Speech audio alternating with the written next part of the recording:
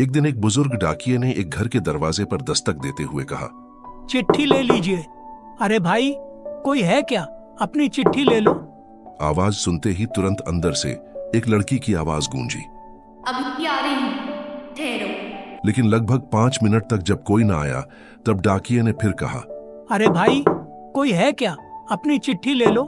मुझे और बहुत जगह जाना है, मैं ज्यादा देर इंतजार नहीं कर सकता। लड़की की फिर आवाज, डाकिया चाचा, अगर आपको जल्दी है तो दरवाजे के नीचे से चिट्ठी अंदर डाल दीजिए। मैं आ रही हूँ, कुछ देर और लगेगा। अब बूढ़े डाकिये ने झल्ला कर खात कर, नहीं, मैं खड़ा हूँ। रजिस्टर्ड चिट्ठी है, किसी का हस्ताक्षर भी चाहिए। करीबन 10 मिनट बाद दरवाजा खुला। डाकिया इस देरी के लिए खूब चिल्लाया हुआ तो था ही, अब उस लड़की पर चिल्लाने ही वाला था, लेकिन दरवाजा खुलते ही वह चौंक गया और उसकी आंखें खुली की खुली रह गई।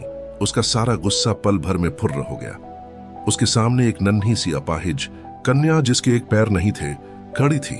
लड़की ने बेहद मासूमियत से डाकिये की तरफ अपना हाथ बढ़ाया और कहा, दो मेरी चिट्ठी। डाकिया चुपचाप डाक देकर और उसके हस्ताक्षर लेकर वहां से चला गया।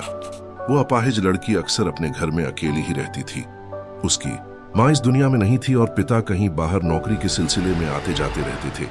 उस लड़की की देखभाल के लिए एक काम वाली बाई सुबह शाम उसके साथ घर में रहती थी, लेकिन परिस्थितिवश दिन के समय वह अपने घर में बिल्कुल अकेली ही रहती थी। समय निकलता गया। महीने 2 महीने में जब कभी उस लड़की के लिए कोई डाक आती, डाकिया एक आवाज देता और जब तक वह लड़की दरवाजे तक न आती तब तक इत्मीनान से डाकिया दरवाजे पर खड़ा रहता। धीरे धीरे दिनों के बीच मेलजोल और भावनात्मक लगाव बढ़ता गया। एक दिन उस लड़की ने बहुत गौर से डाकिये को देखा तो उसने पाया कि डाकिये के पैर में जूते नहीं हैं। वह हमेशा नंगे पैर ही डाक देने आता था। बरसात का मौसम आया। फिर एक दिन जब डाकिया डाक देकर चला गया तब उस लड़की ने जहां गीली मिट्टी में डाकिये के पांव के निशान बने थे, उन पर कागज रखकर उन पांवों का चित्र उतार लिया। अगले दिन उसने अपने यहाँ काम करने वाली बाई से उस नाप के जूते मंगवाकर घर में रख लिए।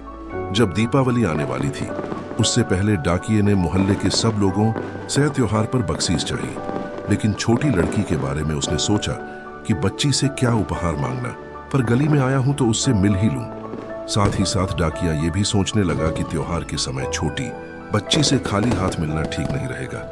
बहुत सोच विचार कर उसने लड़की के लिए 5 रुपए के चॉकलेट ले लिए।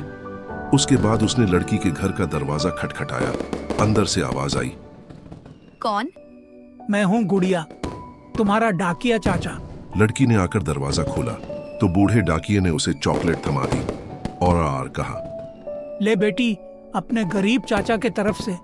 लड़की बहुत खुश हो गई और उसने कुछ देर डाकिये को वहीं इंतजार करने के लिए कहा।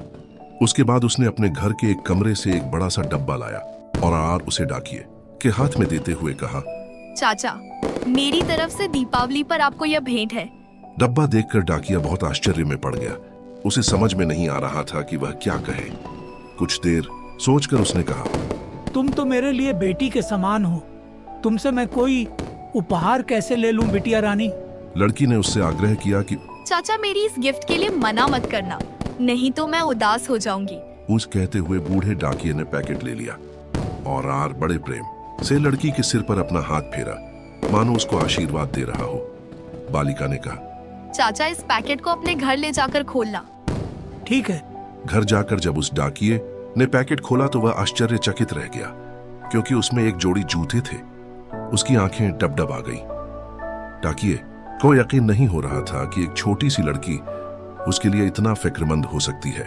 अगले दिन डाकिया अपने डाकघर पहुंचा और उसने पोस्टमास्टर से फरियाद की कि उसका तबादला फौरन दूसरे इलाके में कर दिया जाए। पोस्टमास्टर ने जब इसका कारण पूछा तो डाकिये ने वे जूते टेबल पर रखते हुए सारी कहानी सुनाई और भीगी आंखों और रुंधे गले से कहा, सर, आज के बाद मैं उस गली में नहीं जा सकूंगा। उस छोटी अपाहिज बच्ची ने मेरे नंगे पांवों को तो जूते दे दिए, पर मैं उसे पांव कैसे दे पाऊंगा? इतना कहकर डाकिया फूट फूट कर रोने लगा। इसके बाद पोस्टमास्टर ने कहा, 1 हफ्ता काट लो, फिर कुछ करता हूं, और हाँ, इस अपाहिज बच्ची का एक अच्छा फोटो मुझे ला देना। डाकिया मान गया। अगले ही दिन डाकिये के बच्ची की फोटो पोस्टमास्टर को थमा दी।